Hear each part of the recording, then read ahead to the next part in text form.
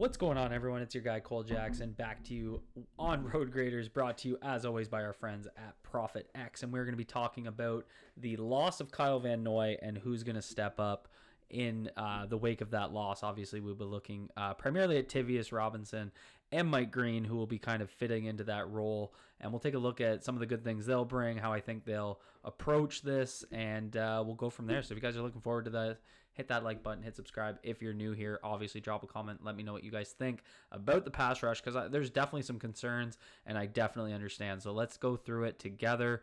So taking a look at the pass rush win rate amongst our edge and interior D-line groups, Kyle Van Noy came in as the lowest at 10%, but you got to be a little careful with this number just because Kyle Van Noy had a lot of low gear contain rushes against Buffalo.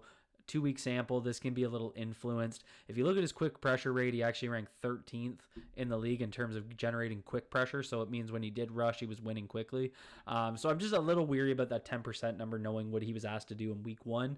But you look at Odafe Owe, pretty good pass rush win rate numbers.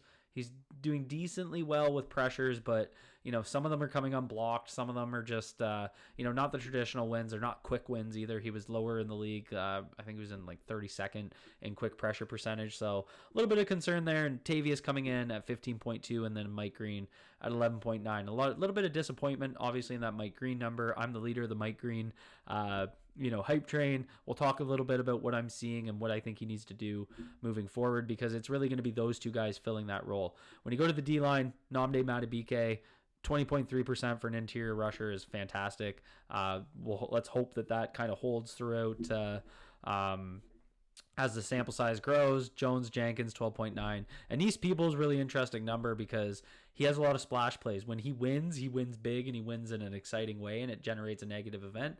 But overall, not winning a high number of his rushes. That's kind of what I'm taking from that. So let's jump into our sponsor, Profit X.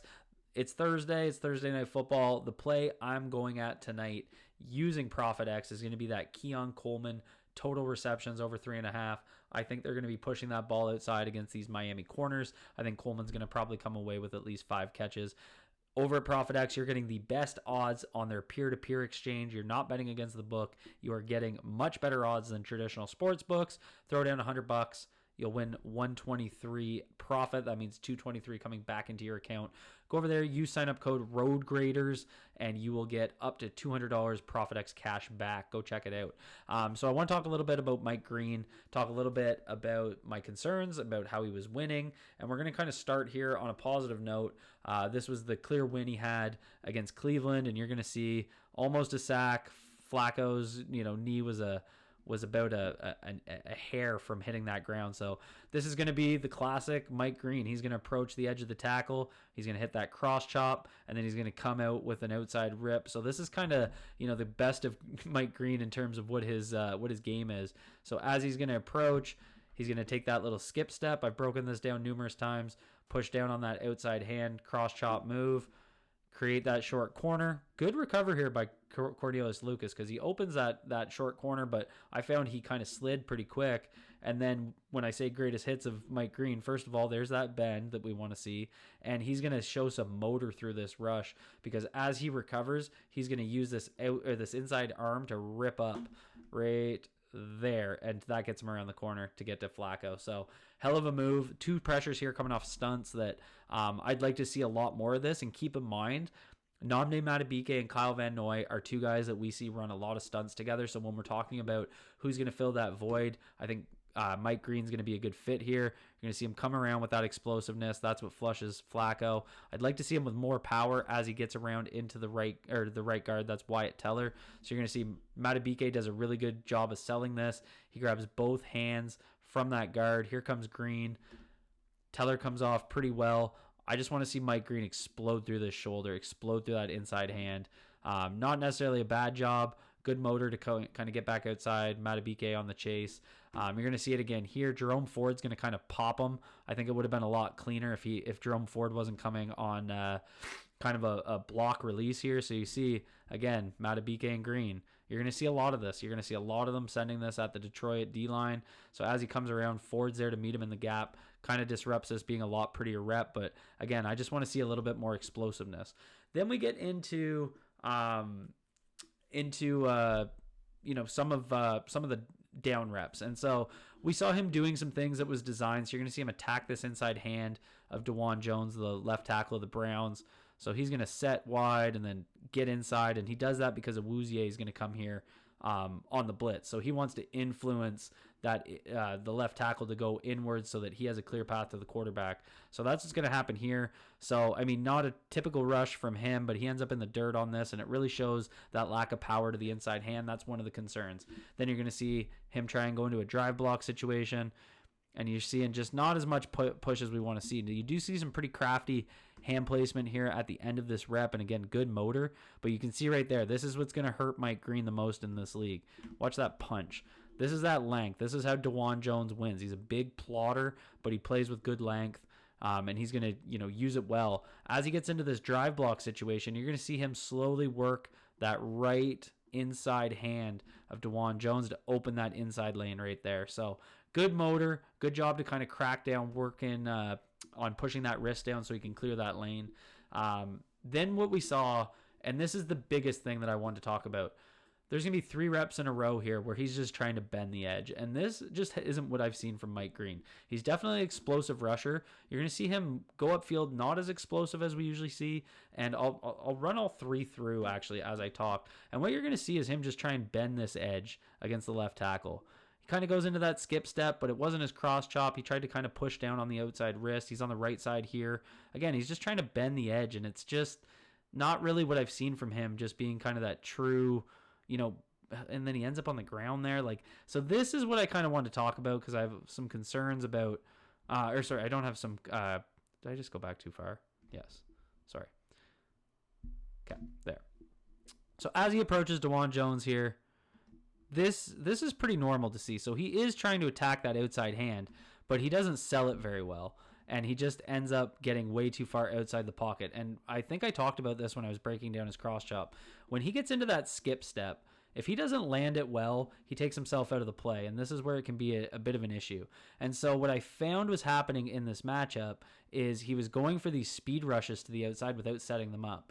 Whereas if you look, he has set him wide. And this is where I thought Mike Green did a really good job of setting guys, getting them into their kick step, and then coming back inside. But one thing that I also found interesting, they're gonna move their line left, and that's because they were showing a blitz here from Trenton Simpson. So as they do that, you're gonna see Batonio. He's trying to get off of the one tech here to get back inside, and that happens a few times later. But Mike Green just never comes back inside. So that was probably part of it as well. But I just didn't see a very nuanced pass rush plan from him. You see him on the right side here. Again, I understand what he's trying to do, but he's just not selling it very well. And these guys who are big plotters are just using their length. So it's just one of those things where I want to see a more refined pass rush plan. And I think he needs to have something in his bag a little bit more. And then here, this is just him trying to bend the corner. He just tries to use his upfield explosion, create that short corner. But, I mean, that's not going to really work at the NFL level. So he's got to have a better plan for this. And that's why when he does that cross chop and pushes down on that outside hand, it means they can't hit this punch, right? So he just pushes and leans on him. And he's going to have a hard time trying to do that at the next level. So I want to see a little bit more of this. I like this rep here, but it just doesn't work because he's got a one tech inside. So Travis Jones is going to rush, and then he's not slanting inwards. He's slanting outwards. So what happens is when he eats that double and he goes for the spin move, he's spinning right into Travis Jones. So he needs to know if Jones is on a Liz or a rip, and set up that spin move. I actually like the way he went to the spin move, but it just wasn't the time to do it because of where Travis Jones was. So essentially what I'm getting at is going through these pass rush reps, he just needs to, I think, slow down in terms of his pass rush mashup, not slow down in his speed in terms of his mental processing, and just have a better plan. Sit down with Chuck Smith this week, watch a lot of reps of Decker and Sewell. This is going to be a tough matchup. That's a pretty good offensive tackle combination, but what are they doing? How do guys set them up? And how can he pair that? I think it's going to be hard to be beating Penei Sewell this week, but Decker's beatable. He's given up 3 pressures this year. That would be the route that I'm looking in this game. I just want to see a more nuanced pass rush plan. He's not going to run around guys at this level.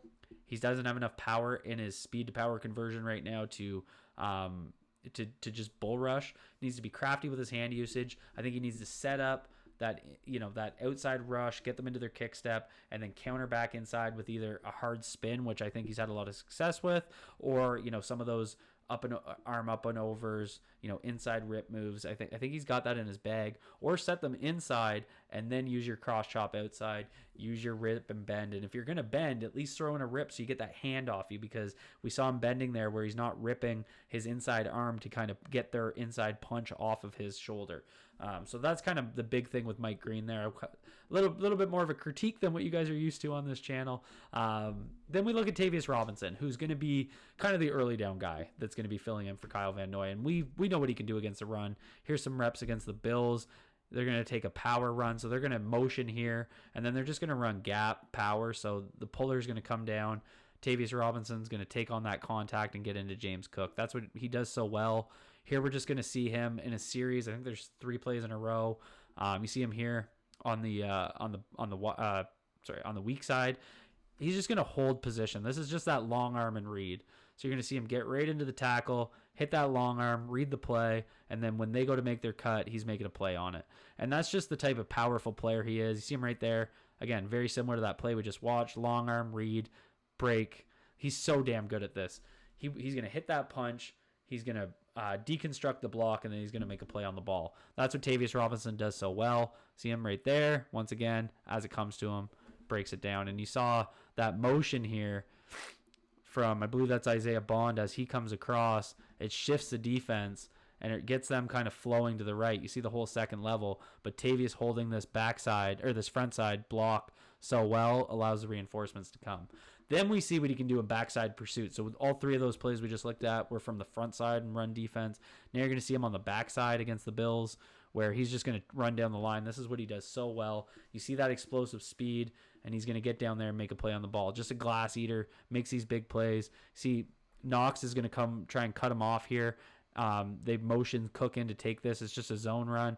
Watch what Tavius run does to Knox. He's just going to chuck him and then fly across and make a play. Let's watch that again, because that was pretty.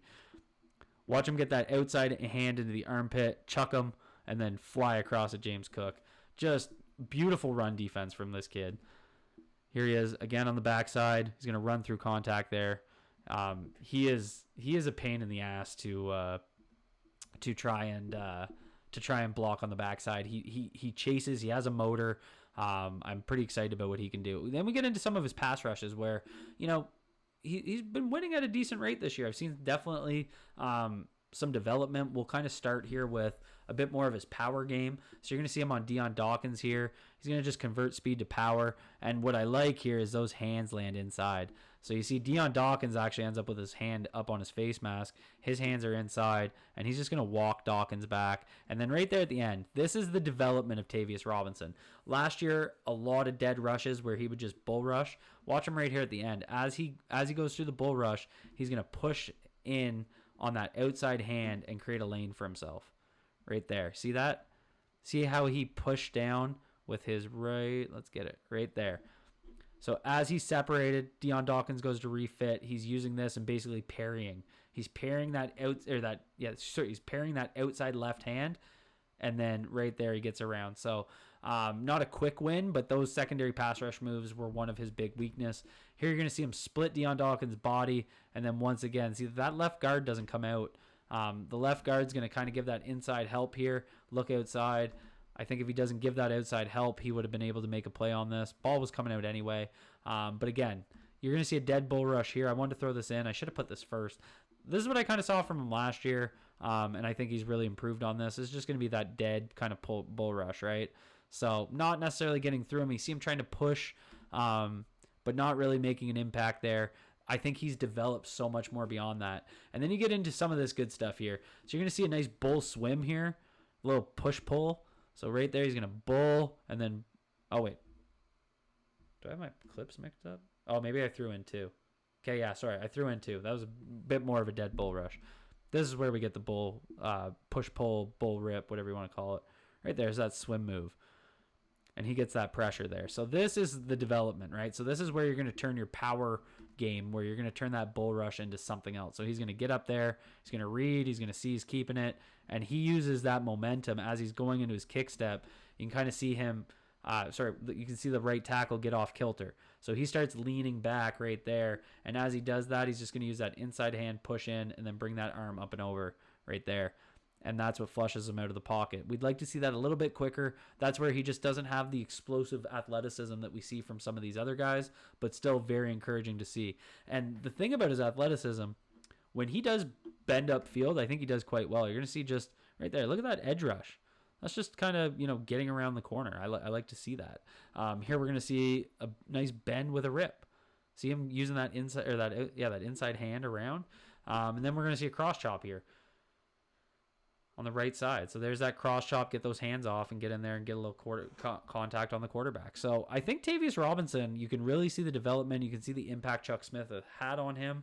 And you can definitely see some things to look forward to. I think it's going to be a combination of Tavius Robinson and Mike Green filling in that Kyle Van Noy role. I think there's a lot of pressure now on Odafe Owe to step up. You definitely need to be able to have Owe make plays for you. Kyle Van Noy was still getting to the quarterback in a significant way last year. We didn't see it through the first 2 weeks like we did last year, but I was still seeing some quick pressures, which I think that's going to be what we miss. So it'll be interesting to see how these guys pan out. Kind of focus more on a critique of Green as well as some of the good things I've seen from Tavius Robinson.